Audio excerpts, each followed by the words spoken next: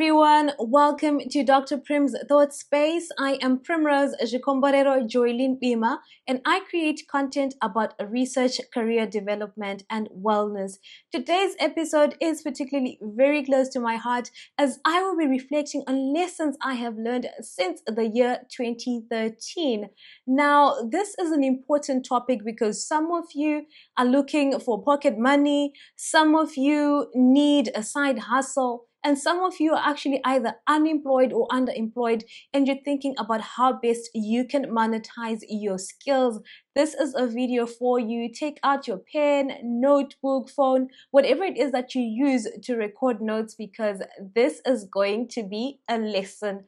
If you're already an expert, please do stay tuned and feel free to comment in the comments section below or via email at pzjbima@gmail.com, because your insights will always be helpful.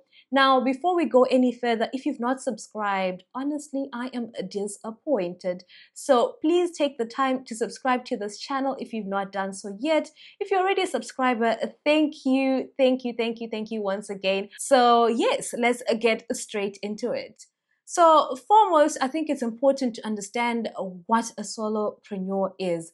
This word is derived, of course, from the popular term entrepreneur, where an entrepreneur is someone who starts a business, taking on much of the business's risk and also standing the benefit of getting much of the profits from that particular business. What classifies one as a solopreneur? So a solopreneur is an individual who runs their own business without a co-founder or partner, and they may collaborate from time to time or not at all.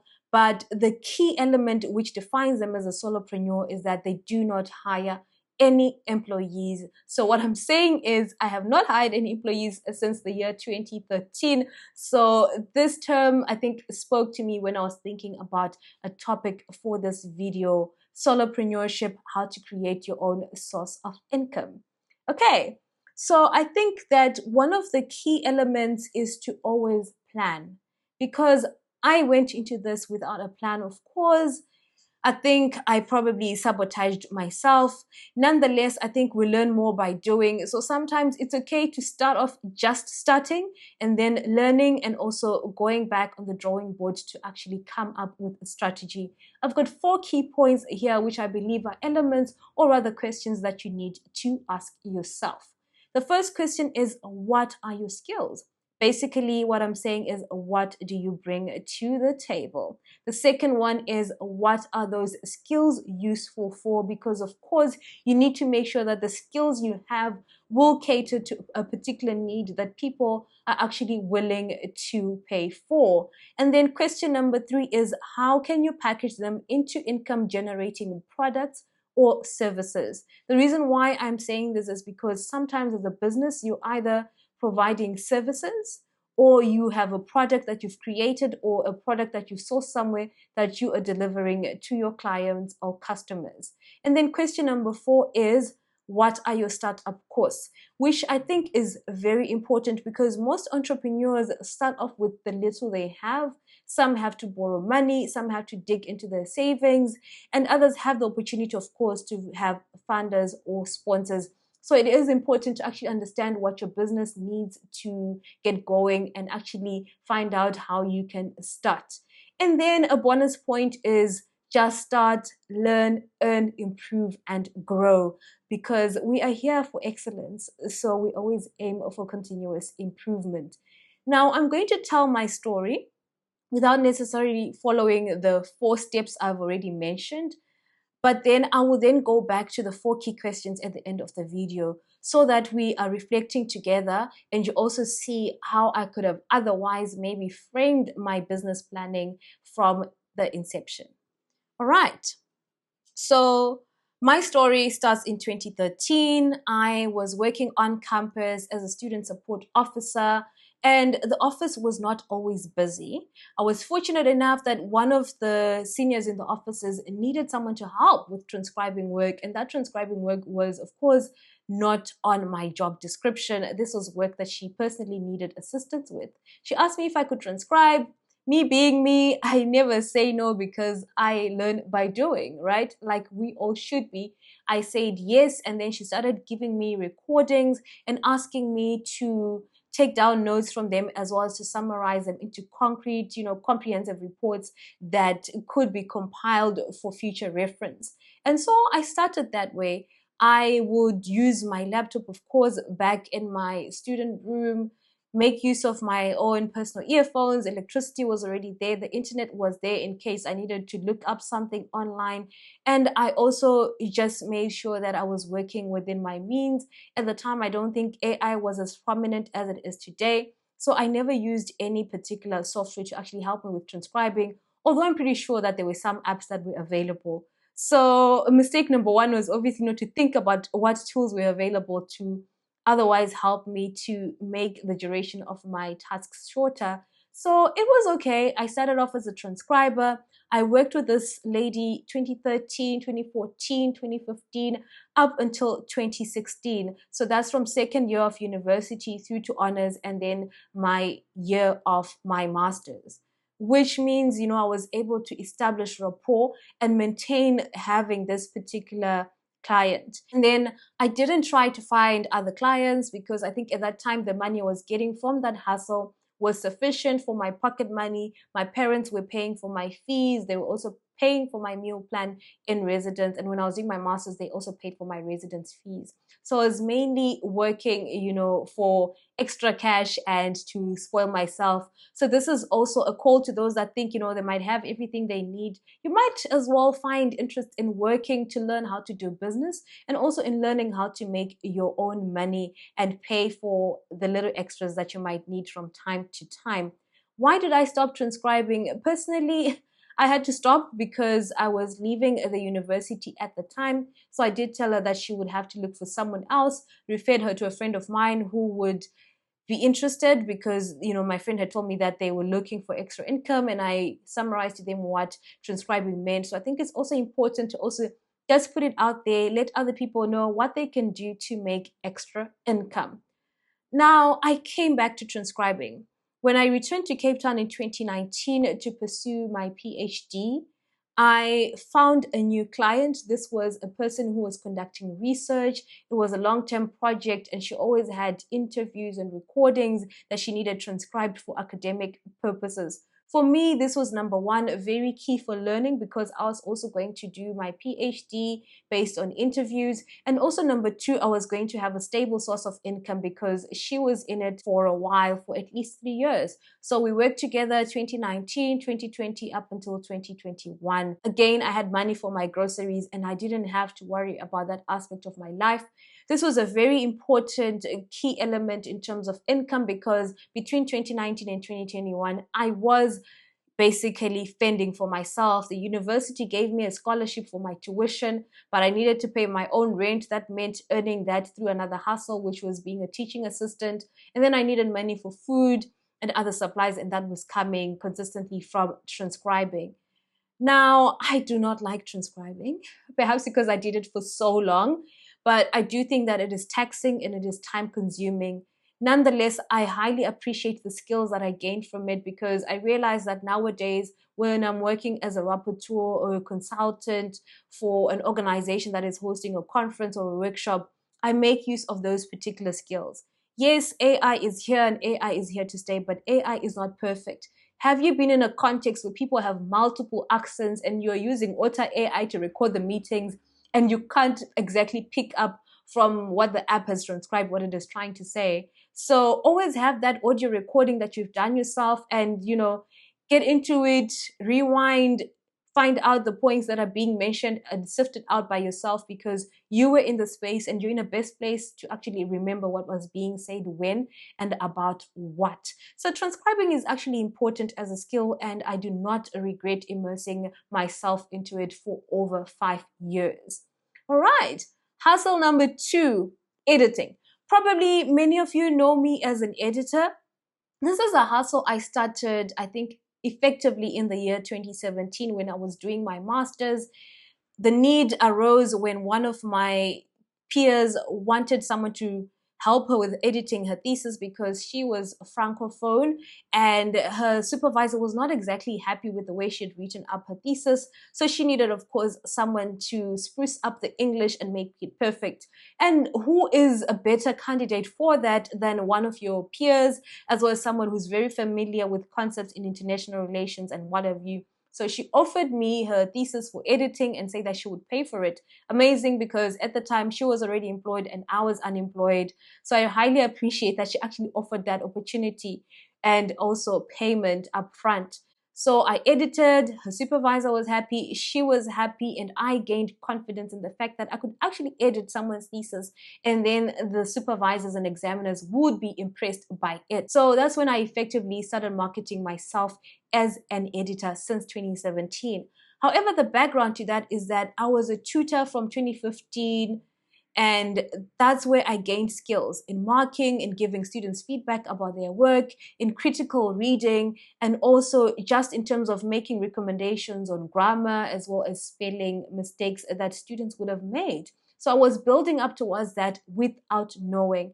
And I highly appreciate that I also used to, give my housemates free advice, read their essays, read their honors research projects, tell them what to add, tell them what to shift around, and also give them insights on what else they could do with their research work. So I was just an editor in waiting, and I'm grateful to God for actually giving me that first paid opportunity.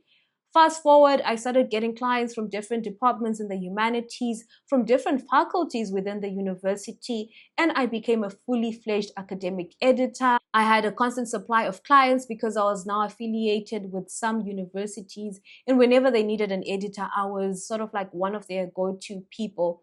And I had to shoot my shot because I actually had to approach lecturers and administrators at various university departments and tell them about the work that I was doing, and to also have them endorse me as an eligible editor.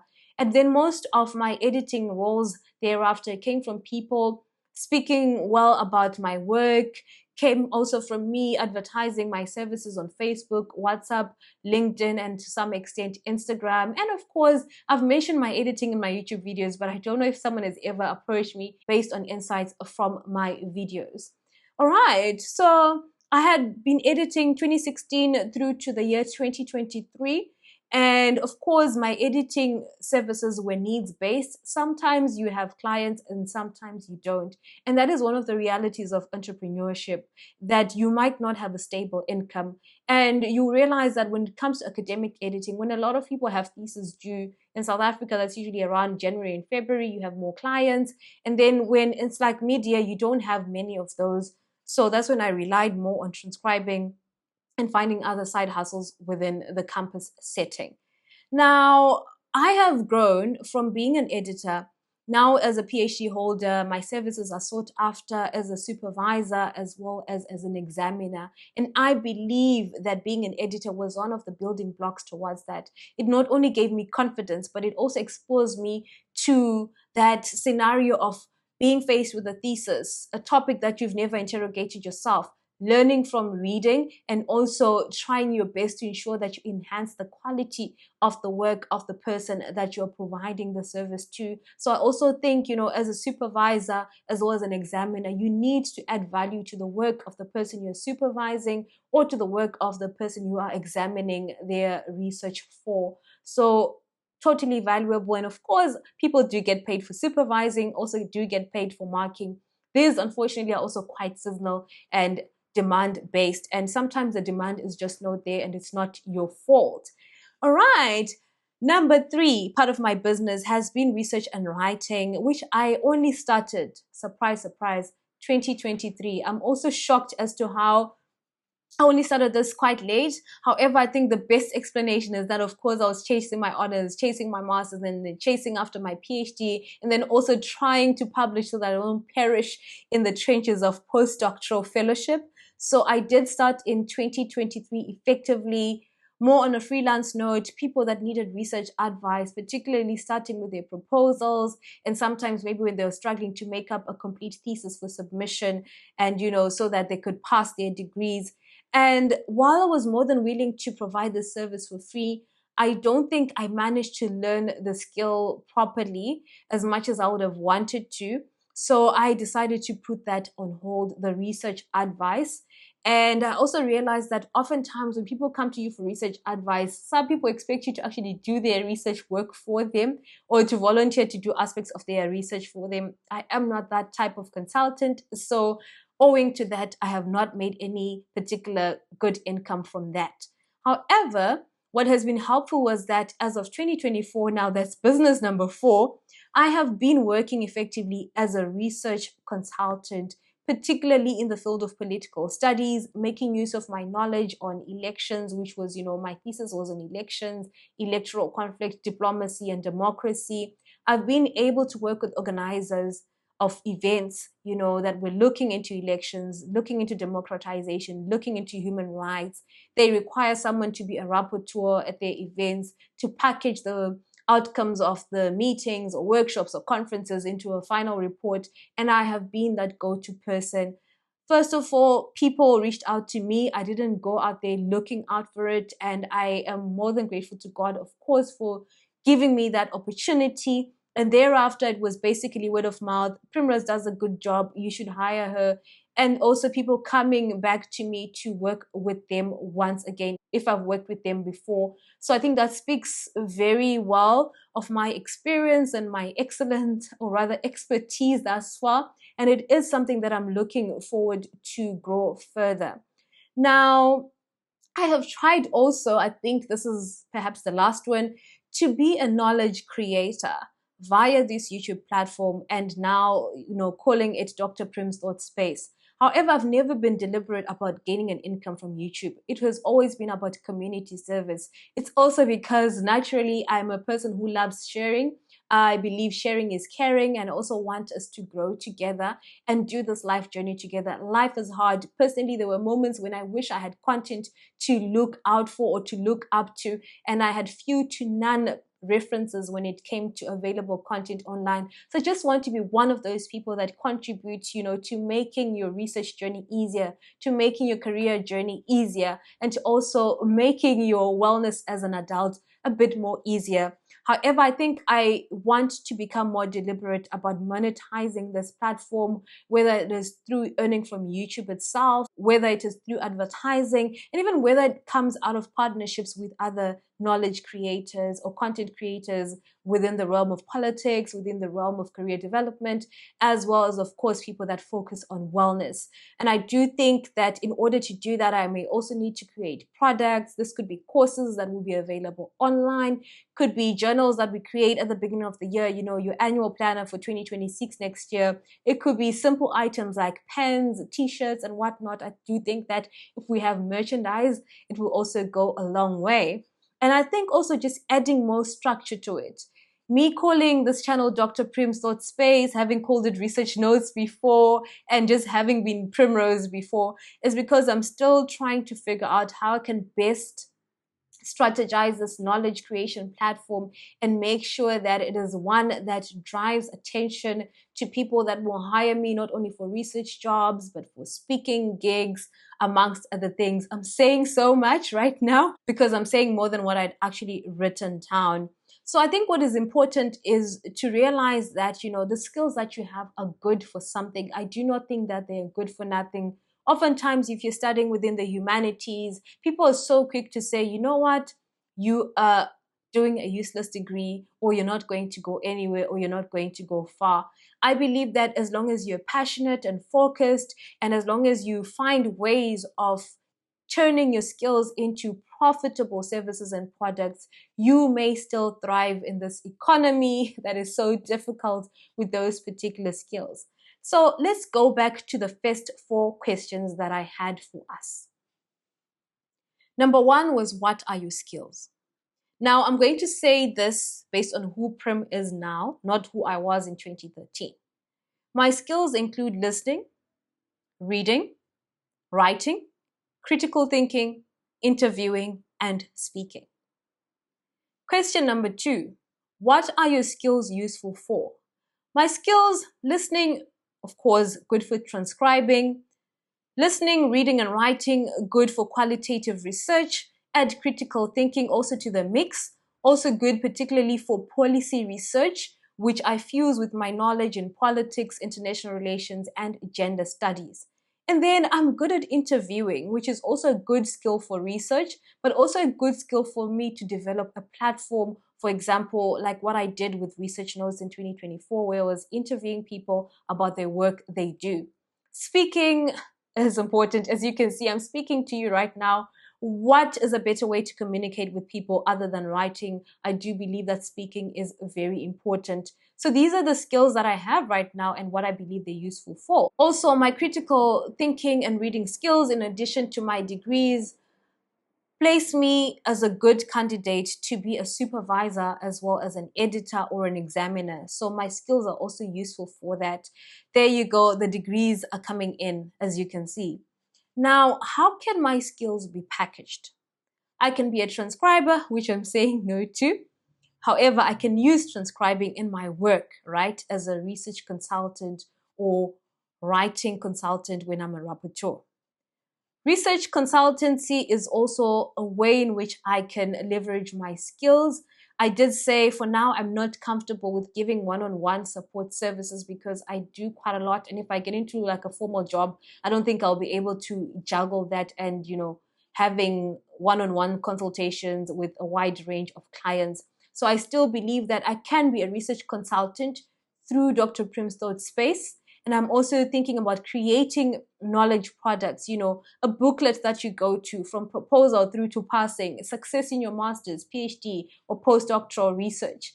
And also to think about how, as a research consultant, I can also just package what I have for people into a course that I run in person. It could be a workshop, it could be hosting a conference, or any other type of dialogue-based engagement. And also hand out particular products that people can always refer to from time to time, other than, of course, the products which are these YouTube videos. Now, I've also been thinking about how I can package my skills and what they're useful for by continuing, of course, to put myself out there, let universities know I'm available to be an examiner, I'm available to be a supervisor, and I'm also available to be an editor. So more or less, I'm doing stuff that I've always been doing. It's a matter of earning more experience. Now, when it comes to startup costs, what do I need? I need a space to work from. Is it home? Is it an office? Is it a library? And then I need electricity. We all need energy because the work that I've been mentioning more or less relies to a large extent on electricity. I need a reliable laptop or computer. Now, I'm saying this because when I started off as a student, yes, I was transcribing and, typing all of this stuff on my student computer. Realized a few years later, because I was spending so much time on a computer, that I then needed to actually invest in a new laptop, or rather have maybe a device that is solely dedicated to the business and one that is dedicated to my academic work. And most of us never have that privilege. So of course I had to find my way around this and just be committed to say, whenever I do business, I must be ready to renew my laptop within a certain number of years. However, I don't think I've had the need to do so ever since I bought this MacBook. So I think it is a bit more reliable than when I was using other devices. I will not mention names because I don't want to discredit other products. And then you need internet, you need data, you need airtime. You yourself can determine how much of all of these three you need. If you're based in a place where internet is widely available, like a university campus, then you can do work around that campus space or in residence. If not, if you need home internet like myself, then you have to pay for that. Data and airtime are important because sometimes you may need to communicate with clients and it might be outside the confines of having that Wi-Fi. And sometimes it might require like proper calls, traditional calls, as opposed to talking to people on a Zoom platform or via Google Meets or Teams. So also that means you also need to have those dedicated platforms for Google Meets, your Gmail for business, your Zoom, your Teams, and if it requires you paying for them so that you can stay online for as long as your clients need, you also need to do that. So I have had times when I've had to actually pay for extra Zoom time by subscribing. And I think Teams is already good to go because it allows you to have meetings for longer than an hour. Advertising is also something you need to think about in terms of startup costs. Of course, you may advertise online on your own social media platforms or the business's social media platforms. That comes in handy, but you might need to actually go out of your way sometimes, go to events, network and advertise yourself. Go to places where there's a business forum and you're going to be speaking about your business. You need the transport cost to get there. You might need to print out business cards, if need be, amongst other factors. So when you're thinking about starting up, there will be costs. Some things don't seem like, they are part of the cost because you already have them. But I do think it is actually very important to think about it deliberately, particularly as you move along. Like I said, start, learn, earn, improve, and grow. So basically what I'm saying is figure out what your skills are, what are they useful for, how can you package them into income generating products and services, and what are your startup costs? Then go for it. I do encourage, I think like I did myself, to start with one thing at a time. I do think that it is helpful. And over time, I also encourage people to find ways of either packaging their business into a bouquet of services and define how you're going to separate your commitments towards those bouquets of services. So for me, it's Thursdays for recording for YouTube, and then dedicating the phases when I am going out to workshops and conferences to be a rapporteur, and also demarcating on my calendar to say what are the time periods for me to actually be an academic editor, so that everything just works out well. Otherwise, as they say, the failure to plan is actually a plan to fail. So I think that's what I have for you for now. I feel like I've been so serious throughout the video because, of course, I'm serious about business, and I'm currently in a situation where I actually have to be self-employed full-time. So this solo enterprise needs to flourish by all means. Like I said earlier, while I may not be able to, or rather willing to, employ people, I am highly committed to training other people to venture into their own businesses. I'm highly available, and I'm also available for collaborations. So if you have something that you think we can collaborate on, please do feel free to contact me at pzjlima@gmail.com. I always endeavor to put those details down below in the description box. So yeah, here we are. This is the end of the video. This was wholesome. I feel very happy that I've been able to record this because there have been so many takes and a lot of camera glitches amongst other technical challenges. Thank you for watching until the end. Please continue to support Dr. Prim's Thought Space. Until next time, it is goodbye for now.